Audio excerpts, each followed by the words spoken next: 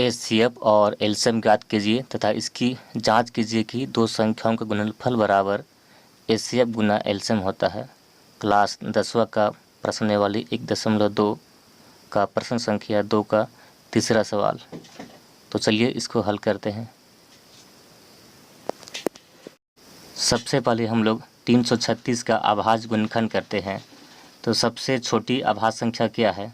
2 है। तो पहले हम लोग 2 से भाग करते हैं। तो 2 से भाग करते हैं तो क्या होगा? 2 1 का 2, 2 6 12, 2 8 16। फिर हम देखते हैं कि किससे जाता है भाग।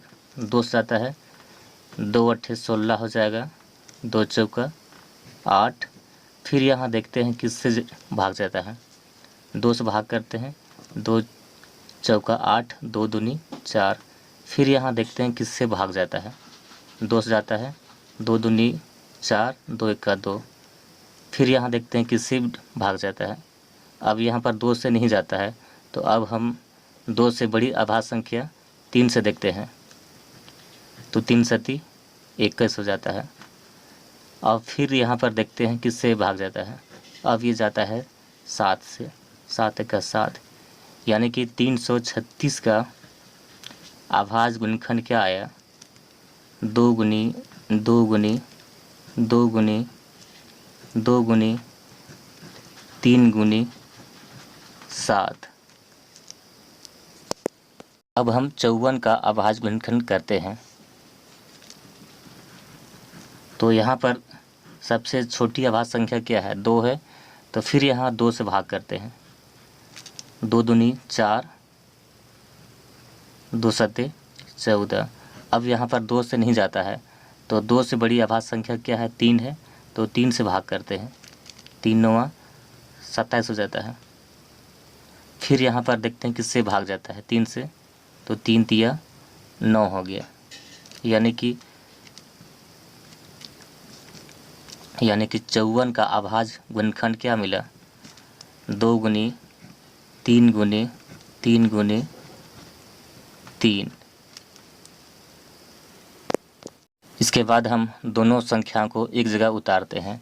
तो 336 का अभाज्य गुणनखंड मिला, क्या मिला है? 2 गुनी 2 गुनी 2 गुनी 2 गुनी 3 गुनी 7। और 54 का अभाज्य गुणनखंड मिला है 2 गुनी 3 गुना 3 गुना 3। अब देखते हैं कि लासा और मासा कैसे निकालेंगे। तो सबसे पहले यहाँ पर मैचिंग करते हैं कि कौन कौन संख्या मैचिंग होता है। तो यहाँ मैचिंग किया, 2 किया है और 3 किया है। तो पहले हम एलसीएम निकालते हैं। तो एलसीएम कैसे निकालेंगे? तो यहाँ पर जो मैचिंग करता है संख्या उसको सिंगल उतारते हैं, और जो मैचिंग नहीं किया है उसको सभी को उतार के गुना कर देते हैं।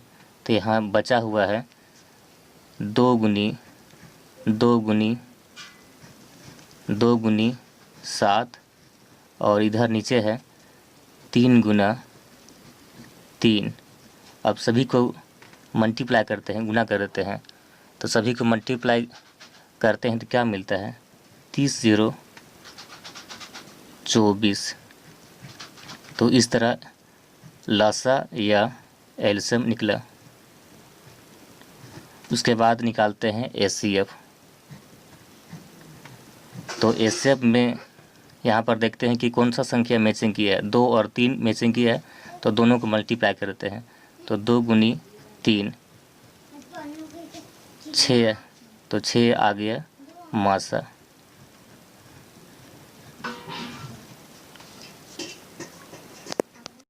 अब जांचते हैं कि दो संख्याओं का गुणनफल बराबर एचसीएफ गुना एलसीएम होता है। तो यहाँ पर दो संख्या क्या है? दो संख्या यहाँ पर है 336 गुनी 54, और इधर एचसीएफ में क्या लाए हैं? 6 लाए हैं, और एलसीएम में कितना लाए हैं? एलसीएम में लाए हैं 30 0 24। अब दोनों को मल्टीप्लाई करते हैं। तो दोनों को मल्टीप्लाई करने से क्या आता है? यहाँ पर आता है 18,144 और इधर मल्टीप्लाई करते हैं क्या आता है, इधर भी आ गया 18,144। तो इस तरह दो संख्याओं को गुणनफल बराबर एचसीएफ गुना एलसीएम दोनों बराबर आ गया।